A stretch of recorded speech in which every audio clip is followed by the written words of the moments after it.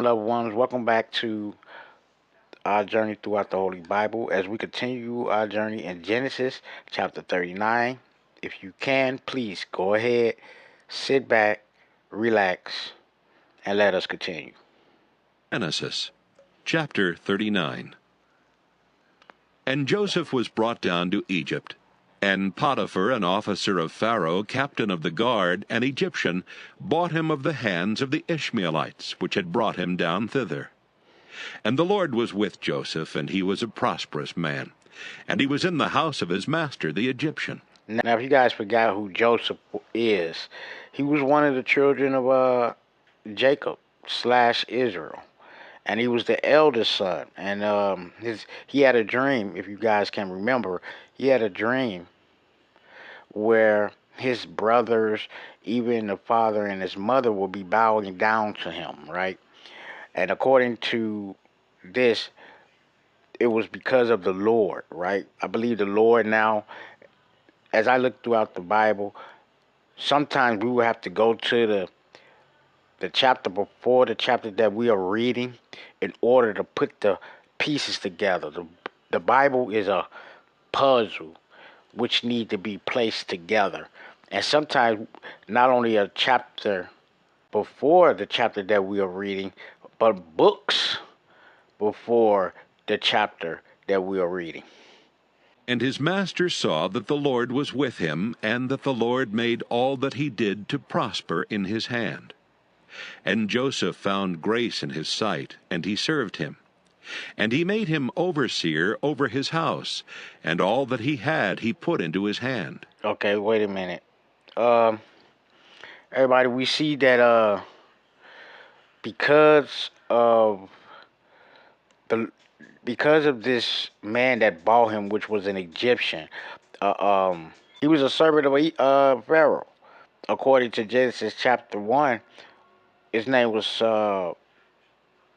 Potira, an officer of Pharaoh, captain of the guards, an Egyptian. He was an Egyptian, and this Egyptian saw that the Lord was with J- Joseph, and because he saw that he was with Joseph, now you may be asking, how did this Egyptian see that the Lord was with Joseph?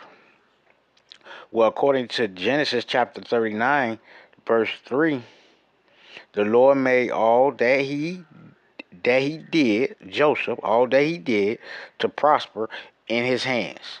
So everything that Joseph did prospered him in just one way or another, right?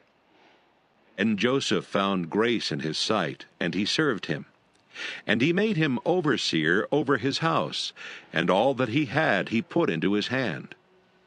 And it came to pass from the time that he had made him overseer in his house, and over all that he had, that the Lord blessed the Egyptian's house for Joseph's sake. And the blessing of the Lord was upon all that he had in the house and in the field. So the Lord was really really with Joseph. That he not only blessed Joseph, but because this man seen that the Lord was with him and how he blessed Joseph by prospering everything that he had, that he put him as an overseer. And because he did this, not only was Joseph blessed, but this Egyptian was also blessed. He left all that he had in Joseph's hand, and he knew not aught he had save the bread which he did eat. And Joseph was a goodly person and well favored. Now, wait a minute, everybody. Before we continue on, in Genesis chapter 39, verse 6, it tells us, and we're not going to add to or take away from anything that's in the Word of God, right? The Holy Bible. But it tells us in Genesis chapter 39, verse 6, that Joseph was a goodly man. Wasn't a godly man. Joseph was a goodly person and well favored. And I look and I say, the Lord was with Joseph and he blessed Joseph. And could this be the reason why the Lord blessed Joseph? It's because he was a goodly person?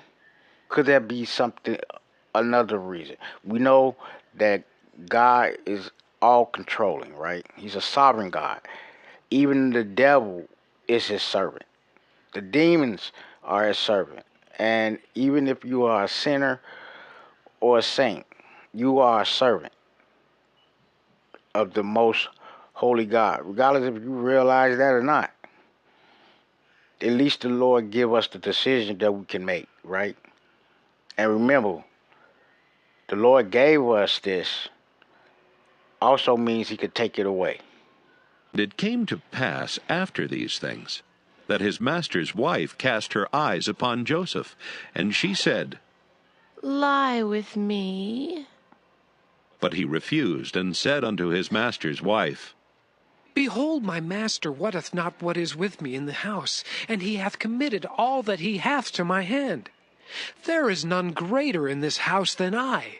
Neither hath he kept back anything from me but thee, because thou art his wife. How then can I do this great wickedness and sin against God? Hold on, everybody. Hold on, everybody. We don't even have a gray area here. You know, we have the black and the white. That's just black and white. And then we have gray areas, right? What you see here in Genesis chapter 39, verse 9, this is not a gray area, regardless if you want to say that this is a gray area or not. According to the Word of God, Genesis chapter 39, verse 9 states this great wickedness to lay with another man's wife, right? And a sin against God. This is not just a great wickedness, but it's also a sin against God, right? This woman wanted to lay with him, right? This wife of his servant, of his master, wanted to lay with Joseph. Joseph had the opportunity put into his hand. But because he was a goodly person, he decided, no, I'm not going to do that. Even though, but according to the word, a great wickedness to take this, to take his wife, right? And it came to pass, as she spake to Joseph day by day, that he hearkened not unto her to lie by her or to be with her. He ignored her. Basically, that's what that's saying. He ignored her. She's trying her best to get something. This man had told her no, but she won't quit. She won't stop. And men and women do this. It's not just talking about a woman here. We're talking about a man and a woman that do these things. They won't stop. They won't quit. No matter how many times you tell them no, how many times you try to ignore them, they still going to try. But you must stand, and you must stand firm. Came to pass about this time that Joseph went into the house to do his business, and there was none of the men of the house there within. And she caught him by his garment, saying, Lie with me. And he left his garment in her hand, and fled, and got him out. Okay, wait a minute. Okay. This is funny to me, but I mean, I can see situations like this happening in modern day times, that you can have a woman where it's just you and this woman together. There's no one else around. Again, good it was there for the taking. Even though it was there for the taking, you see Joseph being a goodly man, right? He was a goodly person according to this chapter. What he did, even though they was alone and it was there for the taking, she was there for the taking.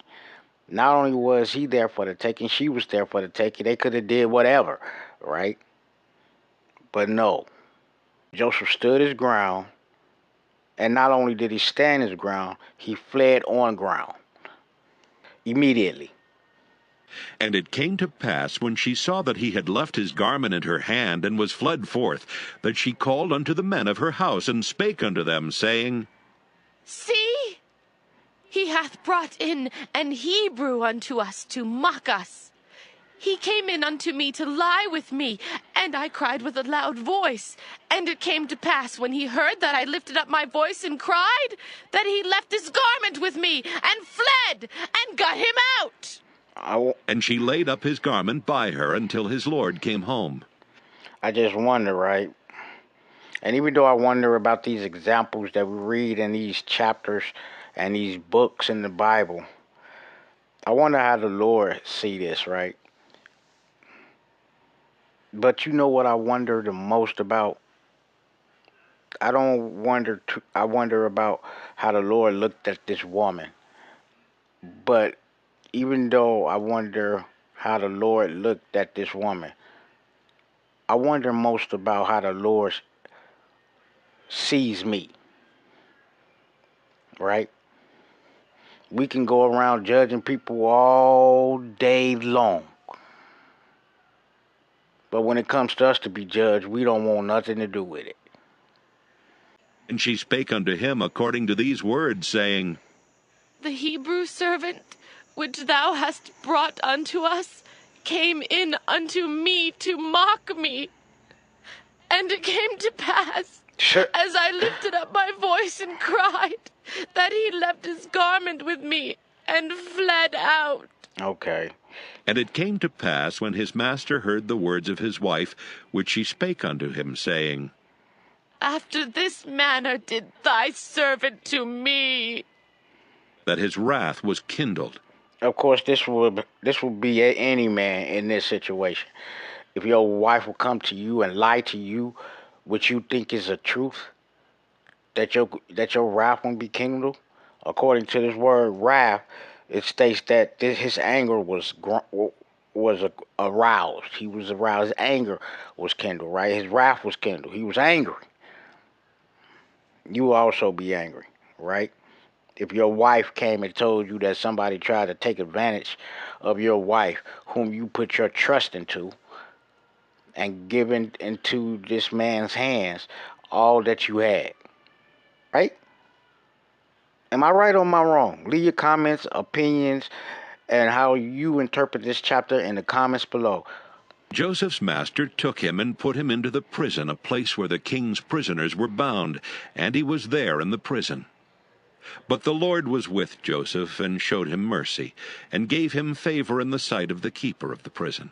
Again, we see that the Lord, regardless of this lie, the Lord was always with Joseph. Regardless of any bad that comes unto you, this is what I'm saying. Regardless of anything that bad that comes unto you, that doesn't mean that the Lord is not with you.